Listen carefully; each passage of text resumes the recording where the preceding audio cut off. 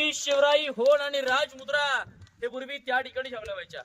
आताचे 1 रुपयाच्या नाण्यावरती सत्यमेव जयते लिहितात. राजांची जी राजमुद्रा होती शहाजी राजांनी शिवरायांना दिली होती, त्या राजमुद्रेवरती असा लेख होतो, प्रतीपचंद्र रेखे व वर्देशी विश्ववंदिता शहा सुनो शिवसैषा मुद्रा भद्राय राजते. म्हणजे असा पौर्णिमेच्या चंद्रा कलेकडे वाढतो, जसं महाराजांचं स्वराज्य चंद्राच्या कोरेपणा वाढत जावं असं राजमुद्रेचा अर्थ होतो. ती राजमुद्रा शिवराय होत त्या ठिकाणी छापल्या व्हायच्या. जी गोल इमारत पाहायला मिळते आता 1 मजली शिवकात एकावर एक 2 मजली उंच होती. छत्रपतींची अष्टकोनी बाल्कनी थोडक्यात गॅलरी दादा. महाराज आजूबाजूच्या सगळ्या दिशा परत पाहिला, थंड हवा खाला महाराज या ठिकाणी विश्रांती करायची. त्याच्या अलीकडे खोली पाहताय, कोपऱ्यातून खाली उतरायला 11 पायऱ्यांचा रस्ता आहे. याच्या आतमध्ये अडबायदाची दगडामध्ये कोरली एक रूम आहे. याला म्हणतात गुप्त खलबत खाना, चेंबर फॉर सिक्रेट डिस्कशन. आपल्या स्वराज्याच्या गुप्तहेर खात्याचे प्रमुख बहिर्जी नाईक 18 भाषा याच्या वेशांतर करण्यात पटाईत. इतके हुशार बुद्धिमान चालक होते, इतकी गोपनीयता होती, त्यांच्या स्वतःच्या पत्नीला देखील माहित नव्हतं की आपले पती हे स्वराज्याच्या गुप्तहेर खात्याचे प्रमुख आहेत. आजूबाजूच्या गावाच्या गडकिल्ल्यावरती जायचे आणि या स्वराज्याच्या हिताच्या गुप्तच्या महाराजांना या रूमच्या आतमध्ये सांगायच्या. त्यावेळेचा गुप्त खलबत खाना आहे मुलांनी. आणि समोर तुम्ही शेवटला तिकडे पाहिला तर तुम्हाला एक लाईटीचा इलेक्ट्रिक पोल पाहायला मिळेल. जे आहे रायगडाचा पश्चिमे शेवट टोक म्हणजे हिरकणी बुरुज.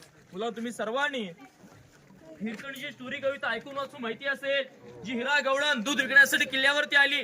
किल्ल्याचा महादरवाजा बंद होतो म्हणून ती आई आपल्या ताण्या बालासाठी, ताण्या लेकरासाठी रायगडाचा तो पश्चिमेचा कडावतून खाली जाते. त्या ठिकाणी महाराज बुरुज बनतात. तर एखादी आई आपल्या बालासाठी इथून खाली उतरून जाऊ शकते, तर उद्या इथून एखादा शत्रू नक्कीच वरती येऊ शकतो.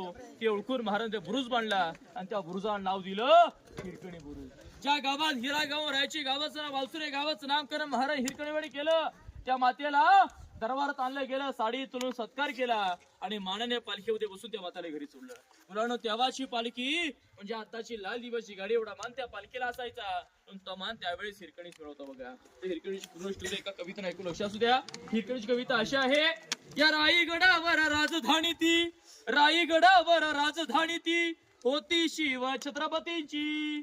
कथा सांगतो ऐका आता येथील हिरकणी बुरुजाची. वसले होते गाव तळाशी वालुसरे या नावाचे, राहत होते कुटुंब तेथे गरीब धनगर गवळ्याचे. आई बायको तान्हा मुलगा कुटुंब होते छोटेसे, शोभत होत्या हिरा नावत्या तडपदार घरवालीचे. सांज सकाळी हिरा येत असे दूध घेऊन गडावरी, ध्यानी नाही आले तिच्या कधी सांज वेटवून गेली.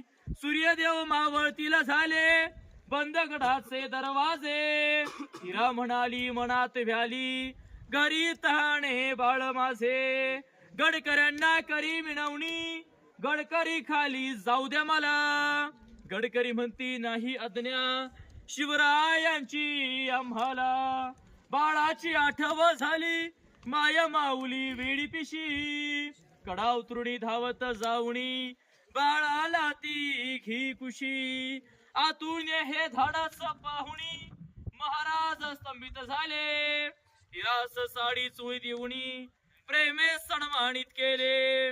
कड्यावरती त्या बुरुज बांधिला साक्षाईच्या प्रेमाची, कथा आजही ऐकू येते येथील हिरकणी बुरुजाची. कथा आजही ऐकू येते येथील हिरकणी बुरुजाची. अशा प्रकारे आई आपल्या ताहण्या बालासाठी रायगडाचा आहे. टेहळी बुरुज पहार करण्याची जागा हा मोठा चौतरा सचिवालय दत्तरकारा महाराजांचं जे अष्टप्रधान मंत्रिमंडळ होतं त्याचे ते ऑफिस होते. आणि या ठिकाणाहून 365 गडकोटांचा स्वराज्याचा कारभार मंत्र्यांद्वारे सांभाळला व्हायचा. पाठीमागे जो छोटा चौतरा ज्याला म्हणतात दिवाणे खास, जे आडव्या पुढे आहे दिवाणे आमचे दरबार.